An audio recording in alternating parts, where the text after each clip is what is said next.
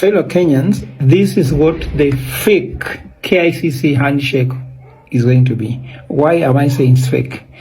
All the other previous handshake took place because something was happening. For example, the handshake with Moi found the country ungovernable because the resistance was so high. There was a lot of disunity, so Moi handshake Raila.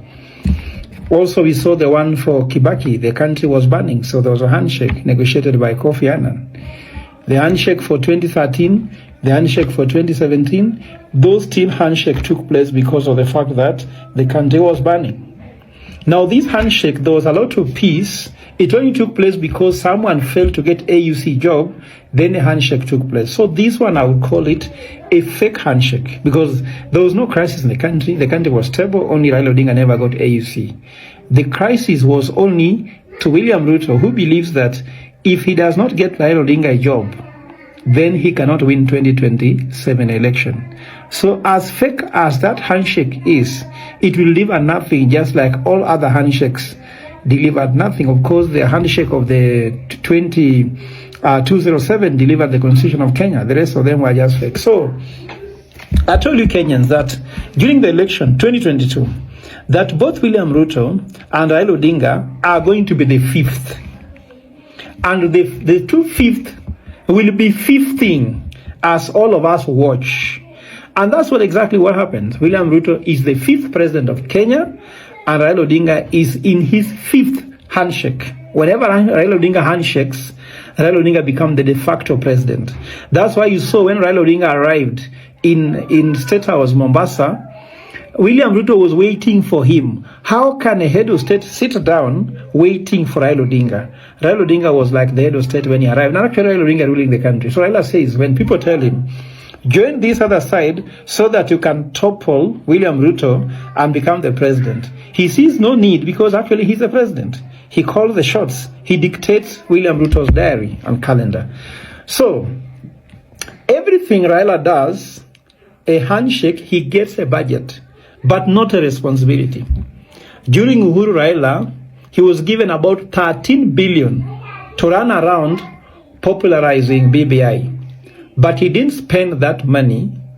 At least he didn't spend all of it, but he didn't spend significant amount of that money. Because he didn't even pay all the bills he was supposed to pay. For example, I have evidence that the government printer was struggling even to print passports among other documents because BBI took away all the budgets in terms of pending bills and never paid over 200 million. So Raila is more excited actually about this other handshake, the fifth handshake he has with William Ruto, because Ruto is a heavy spender. Ruto is going to spend bigger than any other handshake. Moi spent very little, gave him a position. Kibaki gave him a position. Uhuru gave him position, but also gave him a BBI budget. Ruto is going to give him a very big budget. Do you know what that budget is?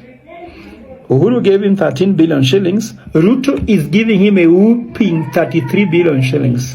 So that's why I urge all Kenyans that if you are a service provider for anything NADCO, whether they are printing ballot, they are printing just the NADCO report, or they are doing anything like public participation, ensure you are paid as soon before you deliver the service, because I can tell you, as soon as the BBI fails, they are going to disband the BBI secretariat and you'll have nowhere to get your money from.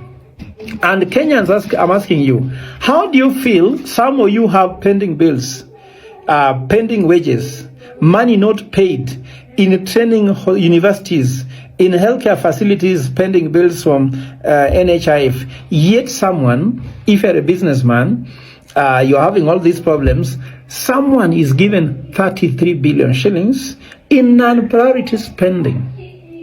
You know, in the budget, talk about the first charge. The first charge is that item which is so critical that you must put money on.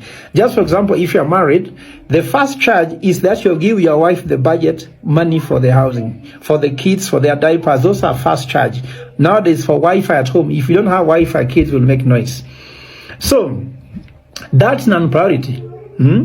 So this is a budget, 33 billion shillings, which will be rejected because NADCO will be rejected. There is no Kenya who will allow us to add the wage bill to this kind of government, because the budget of a government will go up. I'll tell you, it was projected, it was going to cost 361 billion shillings annually to implement BBI had it passed.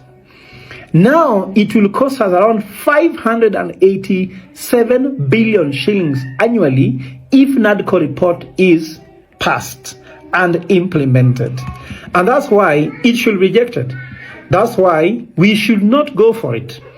That is good money, because Raila Odinga knows very well that even if he knows that NADCO report will be rejected, just like he knew BBI was going to be rejected, he will leave that project better off in terms of income, because BBI, he was given 13 billion, I told you. This one will be given 36 billion. After that, he goes home with money.